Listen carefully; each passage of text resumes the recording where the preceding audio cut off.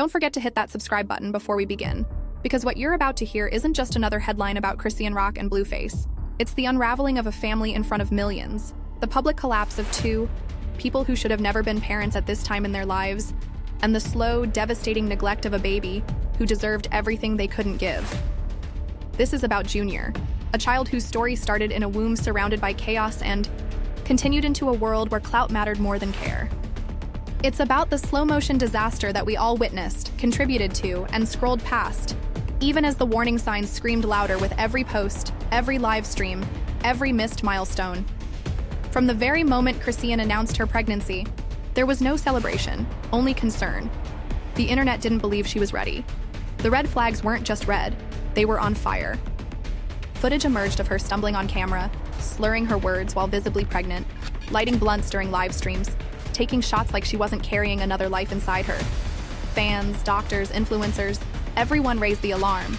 Some begged her to get help, others mocked her, and some simply turned away, but nobody actually stopped the train. Meanwhile, Blueface fanned the flames, using her behavior as ammo for his own narrative, treating the pregnancy like it was an inconvenience to his brand. He posted videos humiliating her, turned their fights into entertainment, and made it clear that he had no intention of co-parenting with compassion or stability.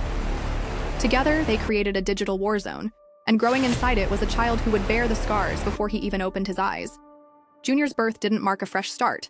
It just became Act 2 of a tragedy unfolding in real time. There were no quiet, joyful moments shared between two parents welcoming a new life.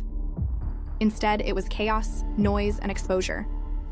Junior wasn't introduced to the world with a baby photo. He was introduced through clips of him looking confused, disconnected, and unresponsive, as strangers online began to diagnose him before a pediatrician ever did. Comments flooded in about his blank stares, his silence, his lack of movement. Videos of him staring into space while the adults around him continued performing for the camera only amplified the concern. Then came the rumors.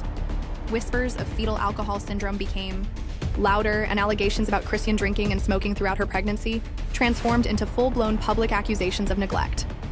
Blueface, from behind bars, began to speak out, not with remorse, but with rage. He tweeted that Junior wasn't healthy because Chrisean couldn't stay clean for even 1 month, that she chose parties over prenatal care, that she was warned and ignored every single one. But what he didn't say, what he never took accountability for, was his own absence, his own enabling, his own role in turning dysfunction into digital gold. Chrisean, instead of addressing the growing concern, leaned deeper into denial. She posted vague affirmations about God protecting her child, declaring, "No weapon formed against Junior shall prosper," while people begged her to take him to therapy, to get early intervention, to do anything besides perform motherhood for the camera. But she was too busy flaunting a new romance with Titan Newton, a young athlete who suddenly found himself in the middle of one of the most toxic internet storylines of the decade. While Junior's condition became the subject of online debates, TikTok stitches, and reaction videos, Chrisean was kissing Titan in edited reels, smiling in luxury cars, and pretending that love could erase responsibility. The deeper the public dug into Junior's health, the more the family spiraled. Blueface's mom, Carissa, added another layer of absurdity by going on Instagram rants, suggesting that her son was finally free to be with Megan Thee Stallion, even calling her the real daughter-in-law, and saying she hoped Megan was already pregnant. People didn't know whether to laugh or cry. All the while, Junior's condition remained unaddressed. No public statement from a doctor. No photo of a therapy session. No sign that this child, now at the center of a storm, was receiving the help he desperately needed.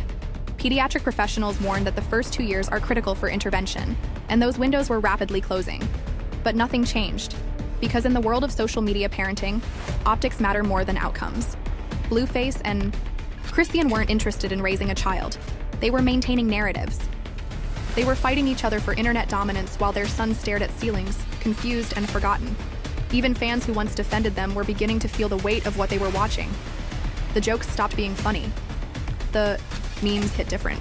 The comment sections turned from jokes to pleas. People started saying what everyone was thinking. That baby deserves better. That baby deserves peace. That baby deserves parents who aren't thinking about storylines, but about speech therapy, developmental milestones, and consistent love. And yet, the posts continued. Chrisean danced in new outfits while Junior was barely making eye contact. Blueface went on social media tirades from jail, more focused on clapping back than asking what his son was eating that day. And Carissa kept tagging celebrities instead of showing up for her grandson. It was like watching a house on fire while the family fought over who left the stove on. Nobody was putting the flames out. And we, the public, watched it all unfold. We've seen celebrity meltdowns before, but this wasn't just about fame or drama. This was about a child being visibly neglected in front of millions, and still nothing changed. People sent DMs, fans made compilations, medical experts broke down symptoms. Still no one stepped in. And so Junior became a tragic symbol, not just of failed parenting, but of a failed culture. A culture that loves the mess more than the solution. A culture that treats babies like accessories. A culture that lets dysfunction go unchecked because it's profitable. Junior didn't just fall through the cracks, he was pushed. And now we're all left to ask, what happens next? What happens to a child who starts life as a storyline? Who is known more for being broken than for being loved?